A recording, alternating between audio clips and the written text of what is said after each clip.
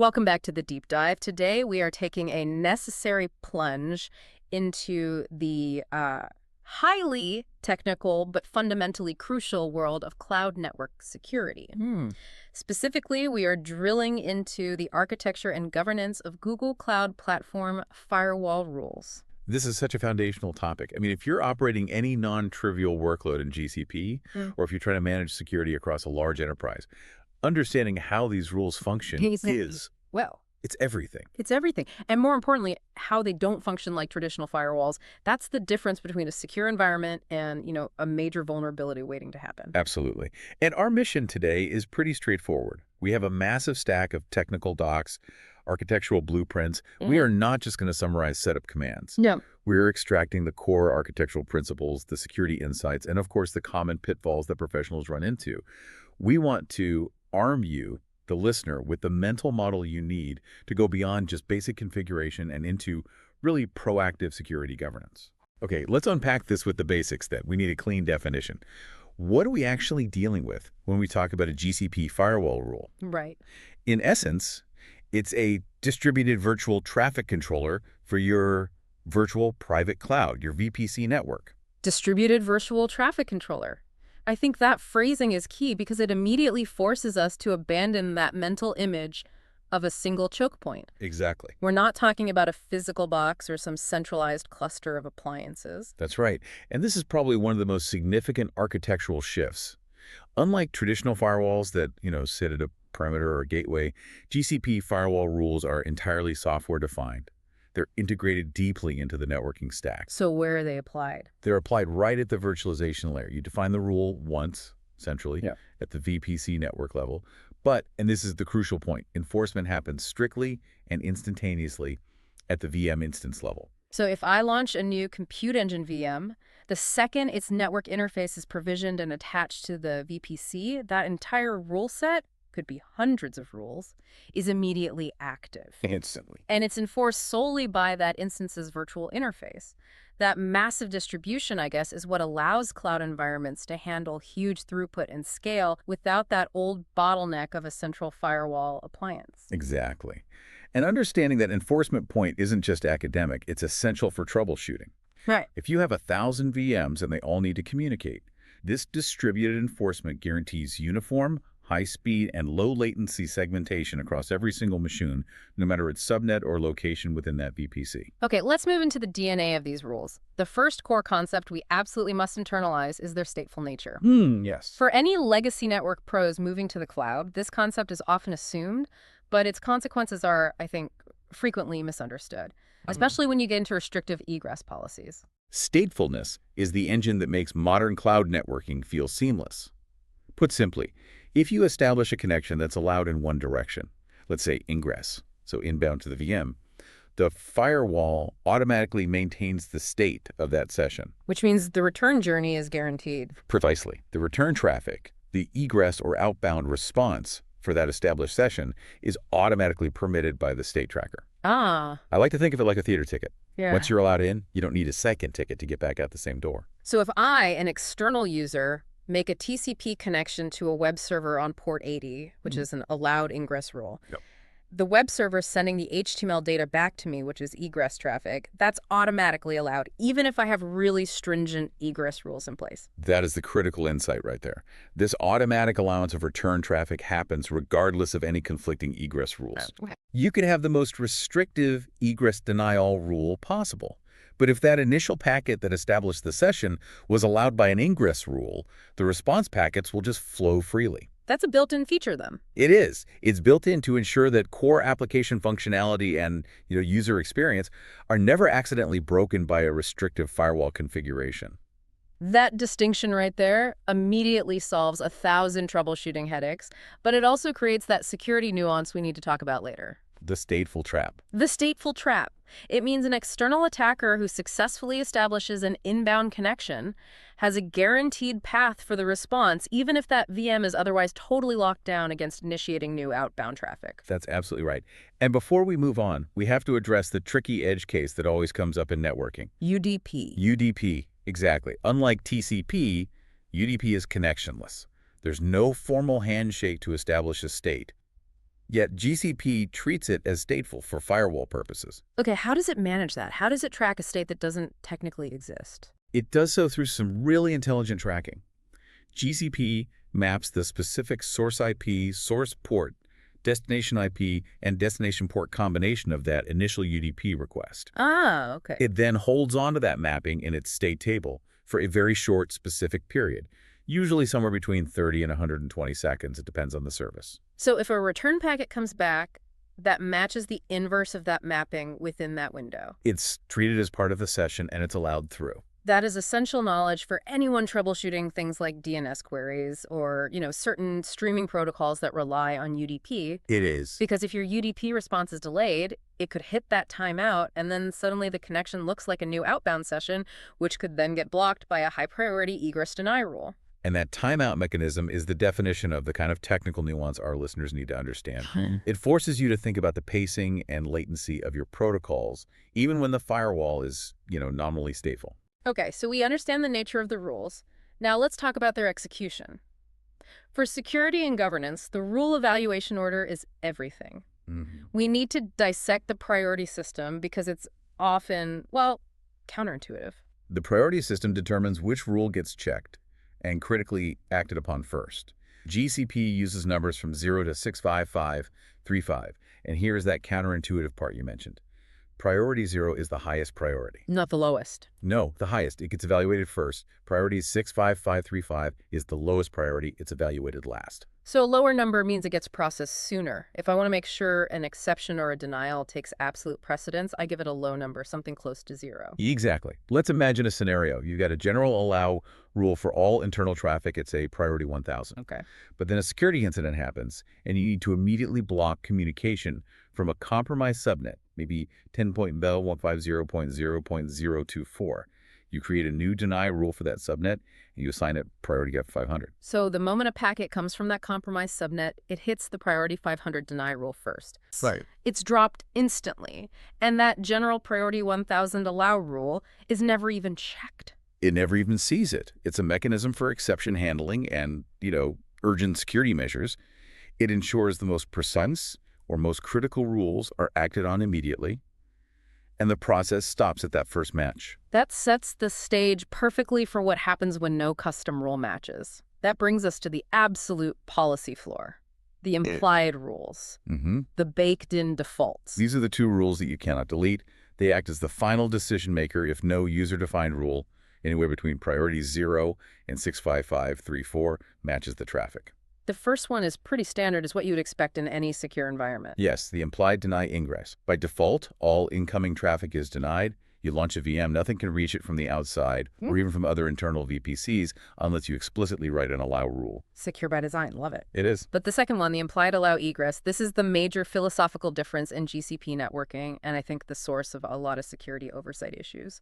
The implied allow egress allows all outgoing traffic by default. This is a crucial distinction. Many traditional on-premise firewalls, they operate on a deny-all egress posture. Right, you have to whitelist everything. You have to whitelist every single connection your server makes, whether it's to patch servers, NTP servers, APIs, whatever. GCP, on the other hand, it defaults to functionality. Your VM is immediately able to reach the external internet and communicate freely. That's a massive shift in mindset. It means that if a malicious script or some unauthorized app gets onto my VM, it has a default, immediate, and unrestricted path out to exfiltrate data or, reach a command and control server. Precisely, unless you actively intervene. For organizations focused on security and compliance, the first non-negotiable step is overriding that implied allow egress rule. So the default philosophy is really prioritizing ease of deployment and getting things working. It is. But security architects must immediately impose a least privilege stance by restricting that egress. So we establish a mandatory best practice, create a user-defined deny rule. You set it at priority 65534, specifically so it executes just before the implied allow at 65535. That's your anchor point for hardening. That 65534 rule is the sentinel of a properly hardened environment. Now, to make things even more complex for newcomers, when you use the default or auto mode VPC networks, GCP adds several user-modifiable convenience roles at that lowest priority, 65535. And they can be very misleading. They can. They often mislead users into thinking the network is secure by default. They're there for rapid prototyping, not for production security. Right. For instance, you get default allow internal. This rule is set to priority 65535, and it permits TCP, UDP, and ICMP between VMs inside the default IP ranges. Convenient, but you lose all granular internal control if you rely on that. Completely. And then we hit the big security exposures that just scream, delete me, like Yeah. the default access rules for administration. Exactly. You get default allow and default allow.ep. Both are ingress allow rules from the entire internet, DARA 0.0.0.0.00 on TCP 22 and TCP 3389. And they both set a priority 65535. Well, they're the lowest priority and easy to override. Their mere existence means that when you launch a VM, if you don't immediately restrict access, the entire world can start trying to brute force your instance credentials. So the immediate audit checklist for any new VPC has to include deleting or overriding those specific default rules.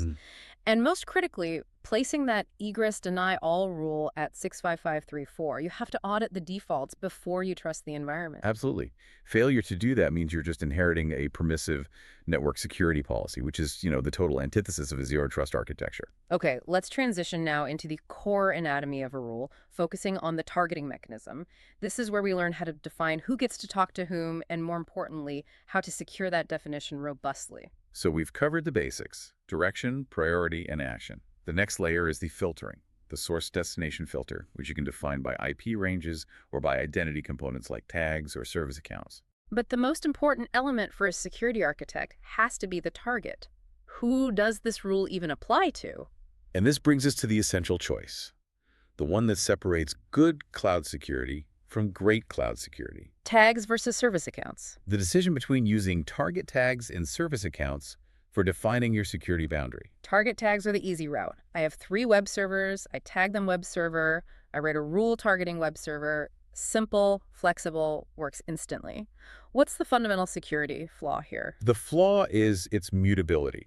Target tags are just simple metadata. If an instance admin has permissions to manage the VM, which they typically do, they have the compute.instances.setTags permission. Meaning an administrator running a sensitive application, say tagged sensitive app, can just change that tag to web server. And just like that, they bypass the firewall rule protecting the sensitive app entirely just by changing a label. Exactly. The moment they change the metadata, the firewall rule targeting the old label ceases to apply, and they now inherit the potentially wider, more permissive rules set for the web server tag. So the security boundary is reliant on metadata that a mid-level user can change. It's an inherently weak control for high-value applications. Especially in environments where teams have wide permissions to manage their own instances. This is why the sources are so clear. For robust security, you must use service accounts. This is labeled as the architect's preference. Let's dive deep into why service accounts are so much better. Service accounts provide identity-based segmentation. So instead of targeting instances based on a label they carry, the rule targets instances running with a specific service account identity attached. For example, a rule targets VMs running as SAPROD front-end. Okay, so if the rule relies on the identity, how hard is it to change that identity? It's significantly harder. To change the service account on a VM, or more accurately, to abuse that identity, it requires high-level IAM permissions. Specifically, the iam.serviceaccounts.actias permission. Which instance admins almost never have. Almost never. Because it's a delegation of trust. That permission is typically restricted to dedicated security automation or platform engineers. So the security boundary isn't dependent on the metadata layer, which is governed by these relatively wide compute engine permissions. Right. It's dependent on the IAM layer, which is governed by highly restrictive centralized policies. You've effectively separated the administration of the instance patching scaling from the security identity and the network perimeter. That is the ultimate takeaway. Tags are great for flexible deployments, but service accounts enforce a robust security boundary protected by the most stringent controls in the cloud ecosystem, IAM. So when you need a firewall rule to be a mandatory, non-negotiable security control, you must anchor it to identity, the service account, not mutable attributes like tags. that distinction is so critical. Use service accounts for security and only use tags for, organizational sorting or convenience, recognizing they don't constitute a hard security barrier. Now that we've established how to target rules securely, let's talk about the nightmare scenario for centralized governance. If I'm a global org with dozens of projects, hundreds of VPCs, managing those service account-based rules project by project is an administrative impossibility. Yeah. That's where we need to introduce hierarchical firewall policies, or HFPs. HFPs are the security team's ultimate governance tool. They exist precisely to solve that scale problem. Instead of defining policies at the VPC network level, you define them at a much higher scope, the organization or the folder level. That sounds incredibly powerful, but it relies entirely on the evaluation order. If I set a rule locally, but the organization has a conflicting rule, which one wins? The hierarchy wins, unequivocally. HFPs are always evaluated before VPC firewall rules. Always. Always. A packet entering or leaving any resource within that folder or organization scope must pass through the hierarchical policy evaluation first. If the HFP denies the traffic, the packet never even proceeds to the local VPC rule evaluation. Let's run through a few concrete governance examples beyond just blocking SSH. The source documentation suggests this is used for mandatory compliance. Right. Think about geo-blocking. An organization might have regulatory requirements, like GDPR, that prohibit data transfer outside the EU. Okay. A security team can implement an HFP at the organization level that denies all egress traffic destined for IP ranges associated with specific non-EU countries. And the immediate result is that no individual VPC admin in any production project can accidentally or intentionally configure a local role that allows data export to, say, APAC or North America. The HFP just denies it immediately. Exactly. Or consider compliance mandates for logging. An HFP can mandate that all traffic logging must be enabled for all traffic destined to a specific internal security monitoring IP address. Which ensures a centralized mandatory baseline for compliance monitoring that local teams can't disable. Right. This concept of governance overriding specificity and local priority is, I think, arguably the most important architectural feature for large-scale security management. It enforces corporate will over project autonomy. It turns security policy from a suggestion into a mandate. Which ensures that even if a local team spins up a new VPC using default settings, the critical security baselines like no public SSH and mandated geo-blocking are instantly enforced before any local rule is even considered. That's right. Speaking of monitoring and compliance, we need visibility. If we can't see the traffic, we can't troubleshoot, and we certainly can't audit.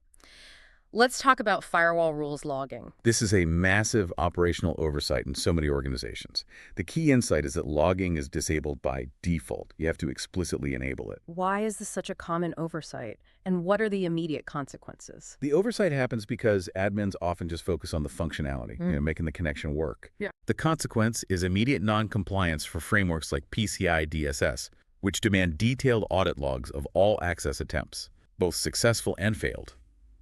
If logging isn't enabled, you have zero visibility into unauthorized access attempts. And operationally, if a crucial connection fails, how do you diagnose it without logging? You can't. You're blind. You can only guess whether the packet was dropped by a deny rule, or if it timed out because no allow rule matched, or if it had a higher level HFP.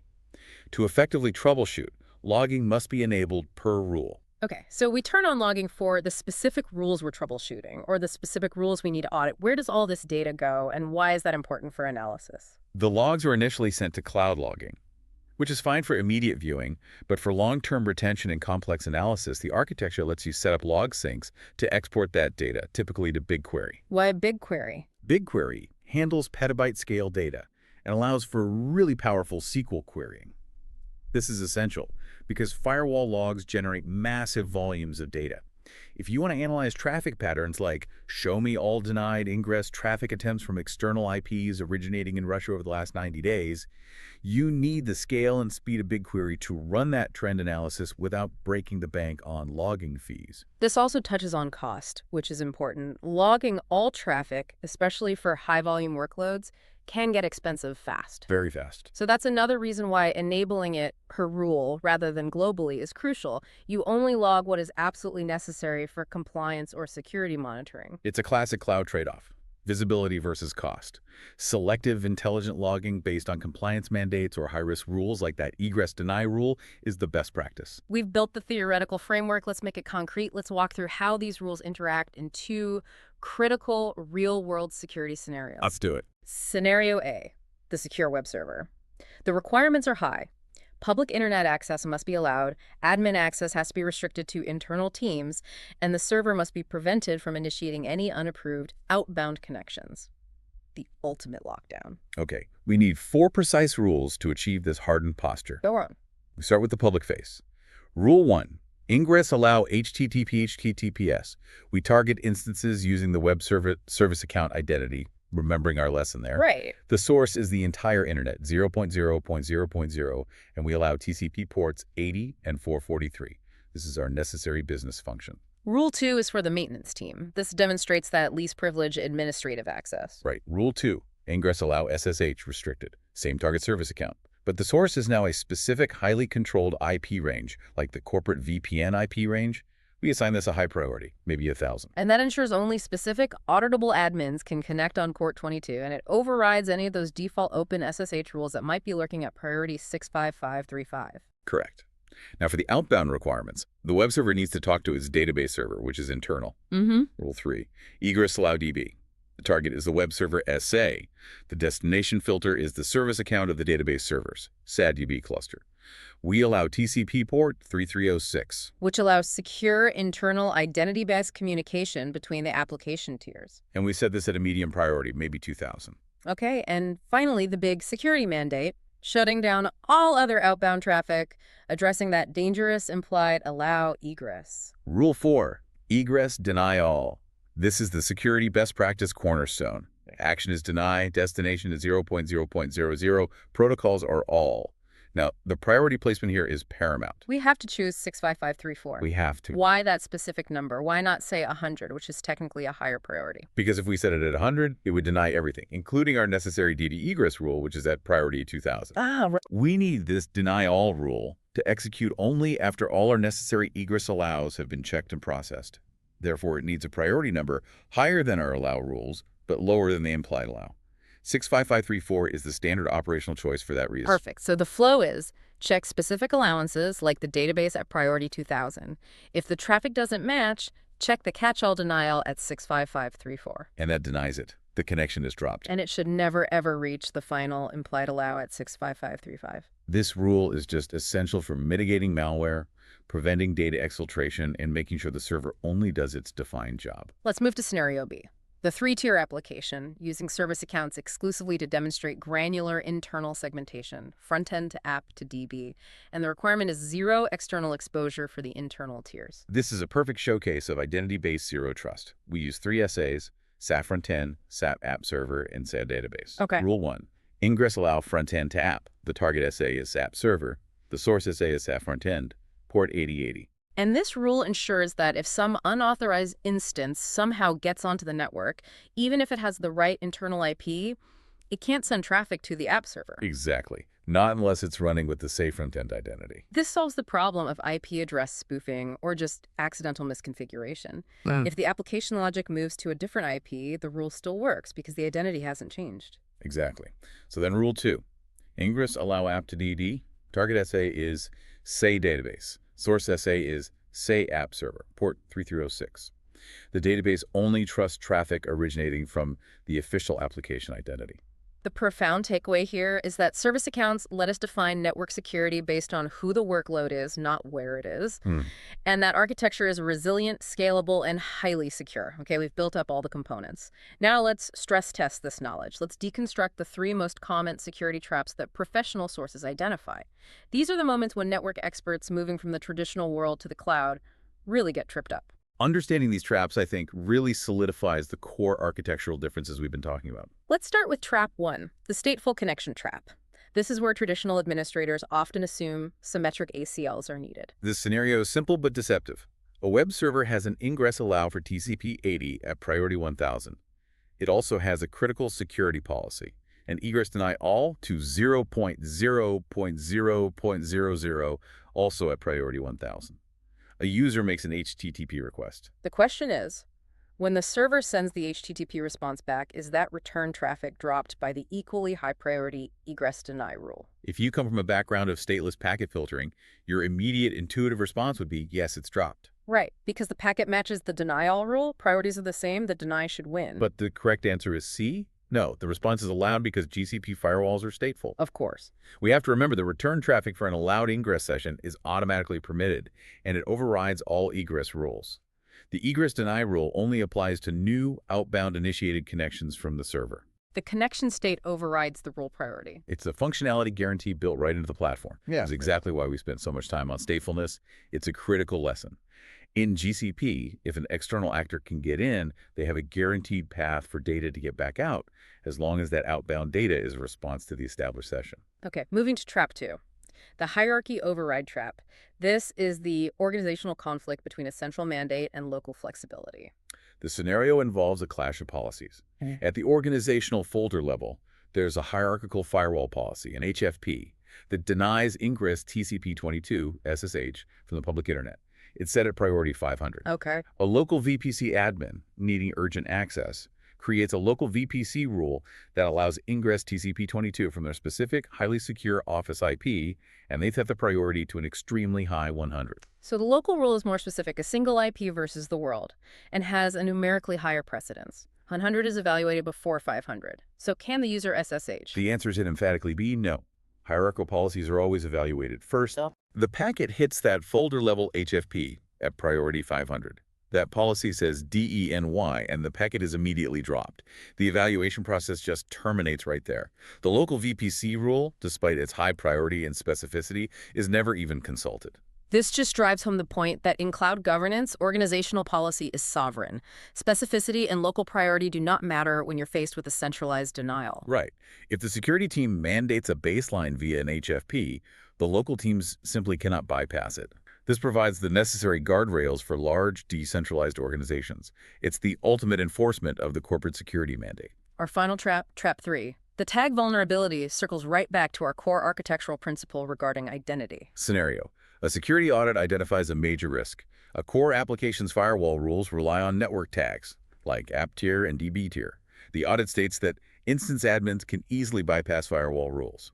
You need the correct, scalable architectural remediation. This is a classic test of understanding the difference between metadata and identity.